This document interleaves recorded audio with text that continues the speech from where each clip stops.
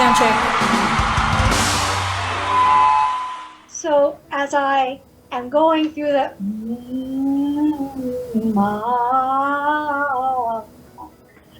I lose air at the end. Yeah. And I'm losing, it always feels like when I drop a note, like when I'm going down, I'm losing air. But if I'm going up, I'm not losing air.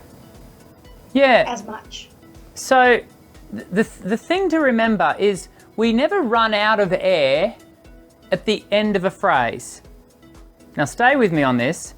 We actually run out of air at the beginning of the phrase by virtue of how we've managed the intake of our breath. For example, if you were to run out of fuel in your car, is the error made at the end when you run out of fuel, or at the beginning when you chose not to fill up at the right time? The error was made at the intake, wasn't it? When you filled the car up with fuel and not then having enough fuel to travel the distance. And so that's the same with our breath. And so it is so important with our breathing.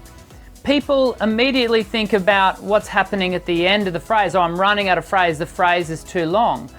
Well, that actually means we need to pay more attention, firstly, to the way we're intaking air, making sure that we're, having a good drop in the diaphragm so that the diaphragm can contract well, good release in the abdominal wall, so that we're also not taking a constricted breath, because if we try to drag our breath in, right, we're going to get quite tight here because everything will contract on that really shallow intake of air.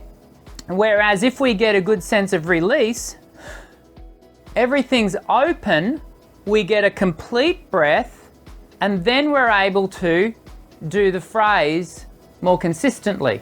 I wonder, shall we try that activity and see if you can be more attentive, not to the end of the phrase, but to the beginning, and see if you can take in some better release, because we have done work in this area.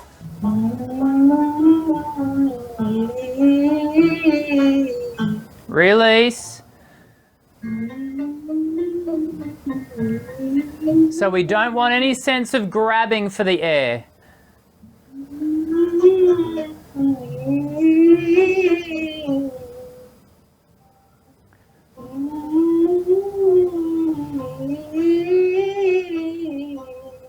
Good.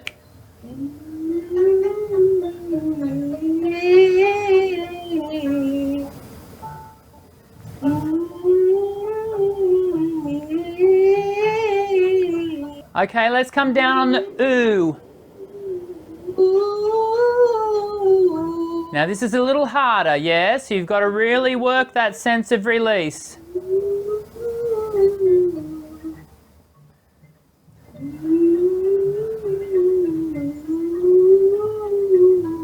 Release.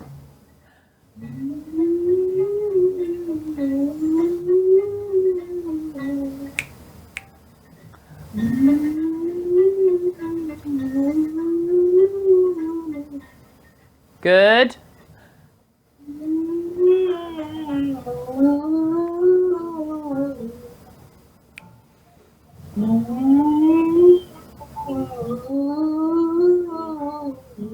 One more.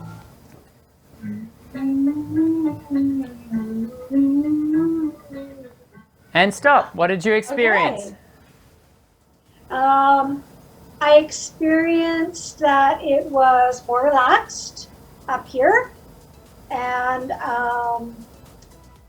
at the end I made a focused effort to just kind of relax after I finished the last part of the ooh or e, and that made the breathing in a little bit easier. Yeah. I also noticed that with the ooh, I want to start just pushing the air out right away. Yeah, so it's also, that brings us back to that point that we're making about the commencement of the sound, right? So much of our inefficiency with our breath happens on the inhalation and the very beginning of the outflow of air. There'll often be that push.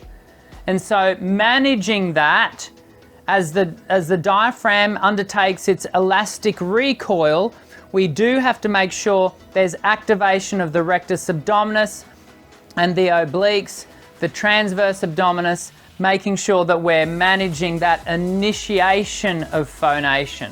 Sound check. Hi there, I hope you enjoyed this brief video as I seek to draw back the curtain on what can be a mysterious going on for some. I know that much of what we see and hear on YouTube can leave us feeling like our own voice will never measure up. Sometimes that's because what we're viewing online has been edited beyond what is real and genuine. I hope this undoctored and rather raw footage of my student and me educates and encourages you to keep working on your own very real voice. I'm Dr. Dan. Sing well.